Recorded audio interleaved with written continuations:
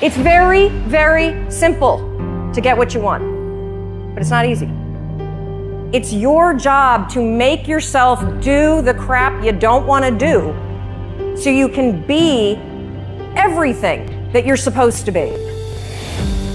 Why do you deserve what you want? Why you? Why do you deserve it? What meaning and value will it bring to your life? What's so different about you that you deserve your goal or this goal? If you're serious about really becoming an entrepreneur, if you're serious about affecting other people's lives, if you're serious about fortune, if you're serious about wealth and health, if you're serious, start collecting ideas. Go over them and review them. Then make them a part of your life and practice, and don't ever look back. What you have to do is reprogram your financial set point, your conditioning, the expectation point. And when you do that, and you create this coherence between your goal and your dream and your subconscious programming, that is when your behavior starts to change. That is when fears dissipate. That is when you stop procrastinating. That is when you take inspired action and you don't sabotage the success that you are achieving. Why can't you understand that putting forth the effort and just working a little bit harder and going a little bit further than you've ever done may be the best thing for you?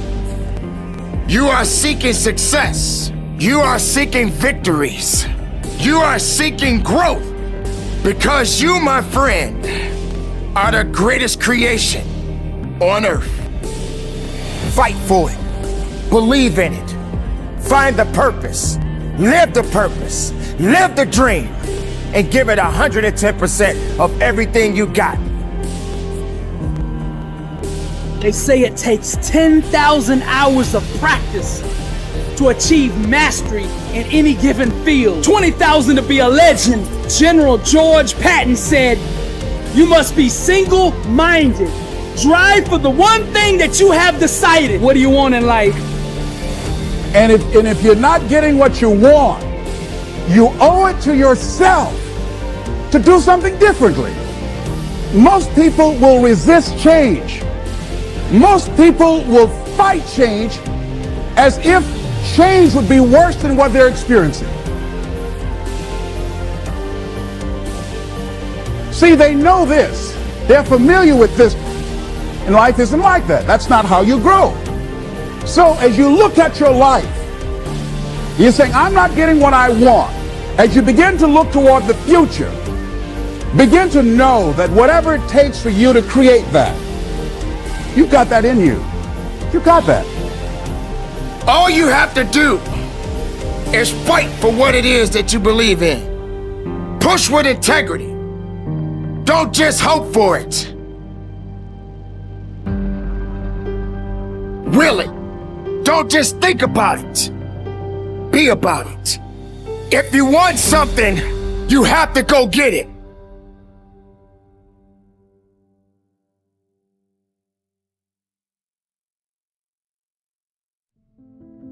The first key word is fundamentals.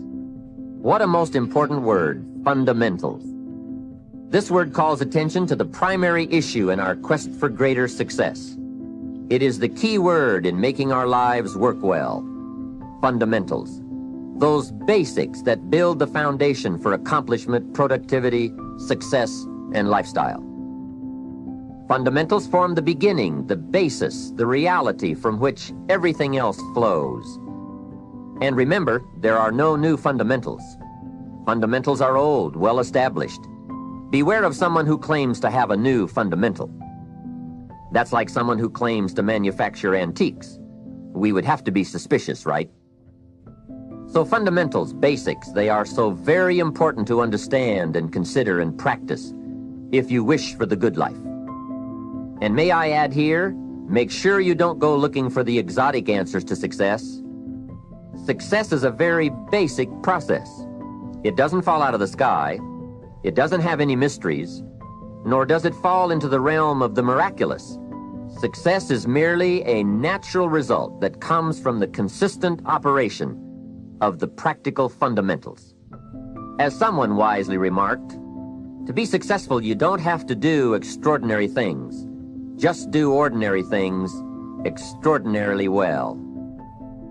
Mr. Schoaf, my teacher, gave me many great phrases I'll always remember. One of them was, there are always about a half dozen things that make 80% of the difference. What a key thought, a half dozen things. Whether we are working on our health, wealth, personal goals, or professional enterprise, the difference between our ultimate success or inevitable failure lies in the degree to which we are willing to seek out, study, and to go to work on those half dozen things. For a farmer to reap a plentiful harvest in the fall, for example, the major basics are fairly obvious: soil, seed, water, sunshine, nourishment, and care. Each fundamental being equally in need of study and attention, for together they bring about the best chance for a successful harvest. A good question to ask before undertaking any project or setting any new objective, then, is what are the most important half dozen things that will make the major difference in how it works out? So whether the enterprise is art or architecture, music or sculpture, mathematics or sports, business or farming, success or lifestyle, it's the fundamentals that count. To understand them and to practice them is to take the first intelligent step toward accomplishing your objectives and living your dreams. Self-discipline and responsibility. J. Paul Getty said, "The individual who wants to reach the top in business must appreciate the might and force of habit. He must be quick to break those habits that can break him, and hasten to adopt those practices that will become the habits that help him achieve the success he desires." Your ability and willingness to discipline yourself to accept personal responsibility for your life is essential to happiness, health, success, achievement, and personal leadership. Accepting responsibility is one of the hardest of all disciplines, but without it, no success is possible. The failure to accept responsibility and the attempt to foist responsibility for things in your life that make you unhappy onto other people, institutions, and situations completely distorts cause and effect, undermines your character, weakens your resolve, and diminishes your humanity. It leads to making endless excuses. My great revelation. When I was 21, I was living in a tiny apartment and working as a construction laborer. I had to get up at 5 a.m. so that I could take 3 buses to work in order to be there by 8 a.m. I didn't get home until 7 p.m., tired out from carrying construction materials all day.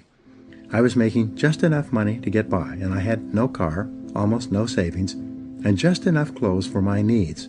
I had no radio or television. It was in the middle of a cold winter with the temperature at minus 35 degrees Fahrenheit, so I seldom went out in the evening. Instead, if I had enough energy, I sat in my small apartment at my little table in my kitchen nook and read. One evening, late at night, as I was sitting there by myself at the table, it suddenly dawned on me that this is my life. This life was not a rehearsal for something else. The game was on, and I was the main character, as in a play. It was like a flashbulb going off in my face. I looked at myself and around me at my small apartment, and I considered the fact that I had not graduated from high school. The only work that I was qualified to do was manual labor. I earned just enough money to pay my basic expenses, and I had very little left over at the end of the month. I suddenly knew that unless I changed, nothing else was going to change. No one else was going to do it for me. In reality, no one else really cared. I realized at that moment that from that day forward, I was completely responsible for my life and for everything that happened to me.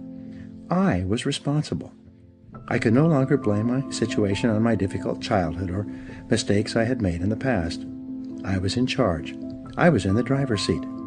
This was my life, and if I didn't do something to change it, it would go on like this indefinitely by the simple force of inertia. This revelation changed my life. I was never the same again. From that moment on, I accepted more and more responsibility for everything in my life. I accepted responsibility for doing my job better than before, rather than doing only the minimum that was necessary to avoid getting fired. I accepted responsibility for my finances, my health, and especially my future. The very next day, I went down to a local bookstore at my lunch break and began the lifelong practice of buying books with information, ideas, and lessons that could help me. I dedicated my life to self-improvement, to continuous learning in every way possible.